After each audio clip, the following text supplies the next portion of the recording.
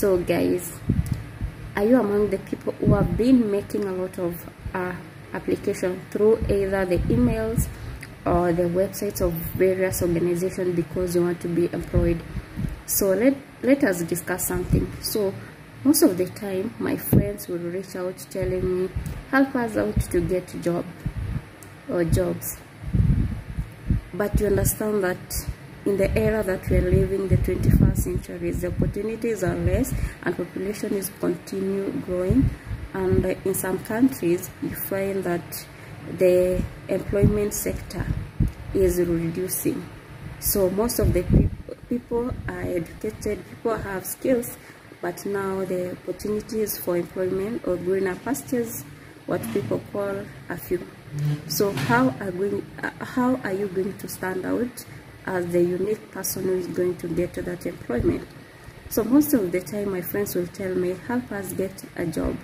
But you know, working in non-governmental organization or NGOs, we don't do referrals or we don't give people jobs. If you are qualified, when they advertise their jobs, you apply. If you meet the qualification that they want, they're going to shortlist you. If you are successful in the interview, you're going to be employed. So the first thing that I usually tell my friends is, can you share with me your CV so that I can look at it, and then we start from there, so that I can give them advice on what to do and also guide. So most of the organization, the first step they do in hiring or in that process of hiring, after they advertise the job, people will be applying. So some will be doing in a rolling basis. So if you see an advertisement, please do apply. Don't wait. As long as you're meeting the qualification, you apply. Don't wait, because some of the organization, they shortlist people according to rolling basis. So, and then after closing out the application process, the next step they do, the first step they do in screening out candidate is to look at the profession of the people who have applied, and then are they matching the qualification that they want. So sometimes people apply jobs and they don't meet the qualification, their profession is out. Like for example, you have done medicine and you want to apply agricultural like job which has been advertised. That is a job, and the company will not shortlist you. Play an important role in terms of shortlisting also, because they might be having a long list of people who have passed the previous processes. So they are going to use now education to screen out excess people to remain with the standard number of people that will give them the best candidates.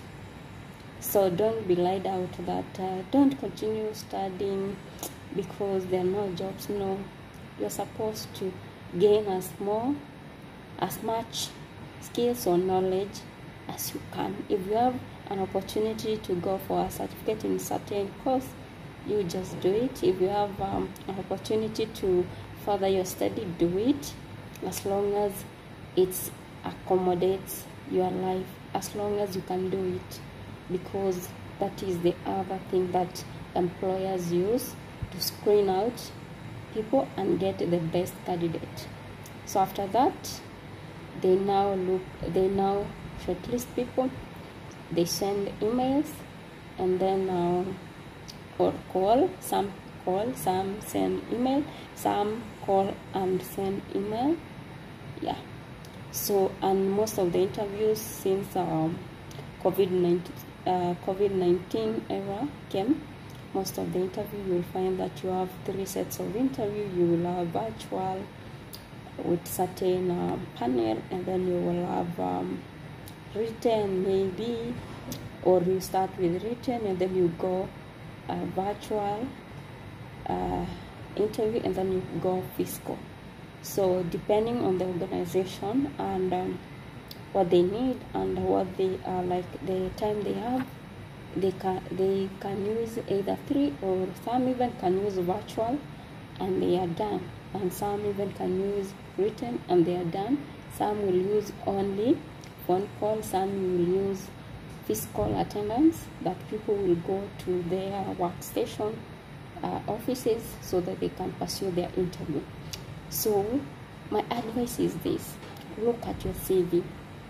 Every time that you want to make an application, look at your CV. Ensure that even if you have the profession that they need, ensure that you align your responsibility, tasks and duties that you have been doing in your previous organization to what the organization that is making vacancy available meet. So if you do that, I assure you are going to get shortlisted if you have never been shortlisted. And the other thing is to pray God, or pray for your faith. If you are not meeting the qualification that they want, stop wasting your time applying for that job, because they are not going to shortlist you. So the good thing to do is, when you see an advertisement, when you see an email stating that they need a person to fill the vacancy, what you need to do is look at your profession. Does it meet? Does it have connection with what they want? Before you waste your time, you waste your energy and your money in terms of data to browse, in terms of data to go to their website, in terms of data to go to your email so that you can apply for that job. So don't waste your time.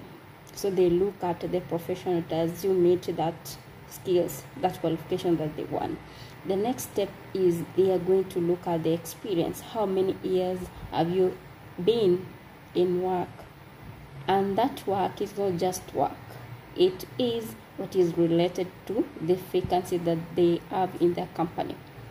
So when you are structuring your CV, always when you want to send an application, look at what the responsibility that they have listed in their place where they have advertised their job, and then you are able to align your CV towards them, towards that responsibility that they need, or the duties that that person who is going to be employed is going to be doing or to be performing. So look at the responsibility, the task, and also they usually list the qualification that they want. Yes, your profession meets somehow, but does your CV speak out to them? So they are going to look at those things, and then they look at how many years do you have in this field. So they are going to check those who have great years, for which meet the qualification they want. They see those who don't meet, and then now the next step is now shortlisting people, because they have looked at professional, they have looked at years, they have looked at the key competence, they have looked at the skills. Now it's time to shortlist people. But before they do shortlisting, they might be having a large number of people who meet this number of experience, skills, and other things. So the next thing they are going to look is education. So they are going to look at those people who have higher education than the others, and does that education contribute to the vacancy that they need?